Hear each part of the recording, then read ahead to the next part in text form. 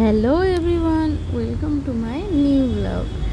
আমি আন্তরিক অভিনন্দনের তরফ থেকে রনিতা তোমাদের সবাইকে জানাই স্বাগত। আজ হচ্ছে শনিবার না, এটা শুক্রবার রাতে। আজ হচ্ছে তোমার কি বলে দিনটা, যাই হোক আমার এখন মনে পড়ছে না, বাট হ্যাঁ আমি এখানে পুজোটা সেরে নিলাম।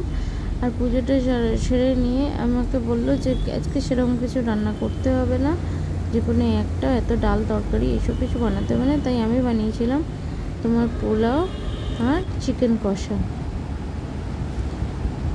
পোলাও আর চিকেন কষা তোমার খাওয়া দাওয়া করে তোমার বেরিয়ে পড়েছিলাম মাছ কিনতে যাব বলে। আজ যে শুক্রবার মাছ কিনতে যাব বলে, তো মাছ কিনতে গিয়েছিলাম তোমার মানিকতলায়। এবার যারা সচরাচর মানিকতলা যাও তারা মোটামুটি জানো যে কী পরিস্থিতি থাকে। তো মাছ আমি তো কিনে নিয়ে এসেছি, এটা পরের দিন সকালবেলা মাছ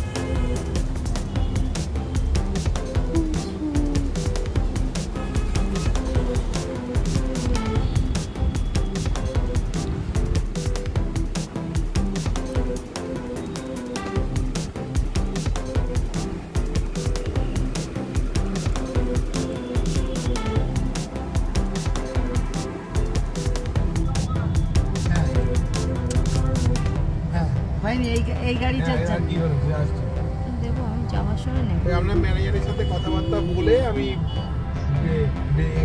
ফিরলাম। এবার হচ্ছে ইউপোর্ট ম্যানেজারকে ফোন করলাম, বলতে স্যার আমি তো পাঠিয়ে দিয়েছি, স্যাংশন তো হয়ে যাওয়ার কথা।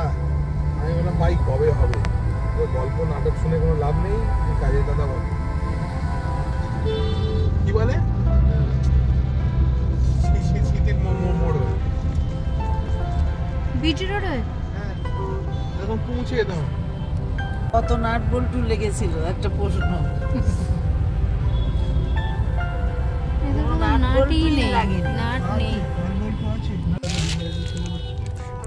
না ডিম ভাজা আজকে তো শনিবার না।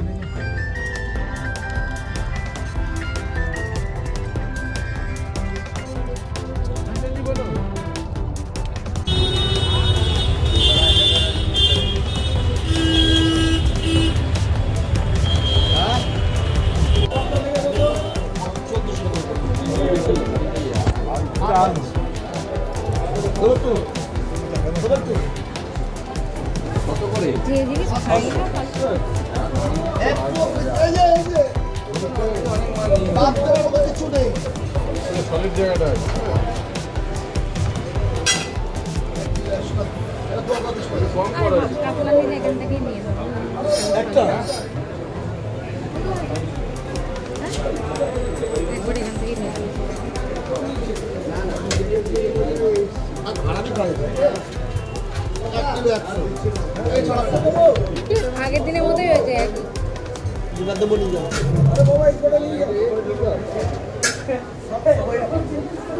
পাতলা কাটা 450।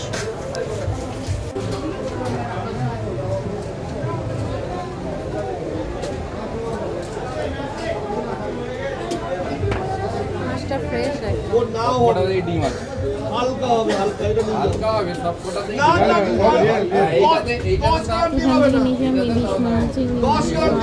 মাছ নেমেছিল, নিয়ে নিলাম, নিয়ে ফিরে এসেছিলাম।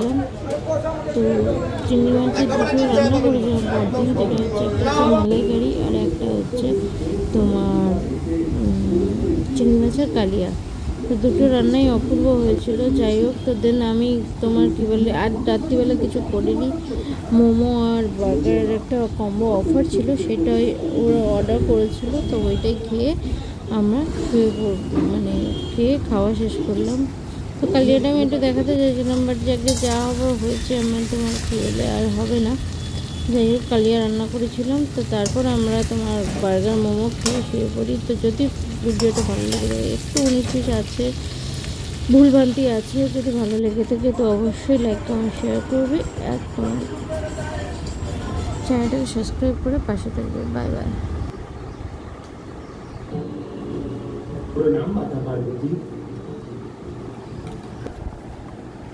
দেবী সন্তোষী ছলনা করে মর্তলোকে ওনারই প্রতিরূপ পাঠিয়েছেন, যাতে উনি শুভাসুরকে বধ করতে পারেন, আমায় পরাস্ত করতে পারেন।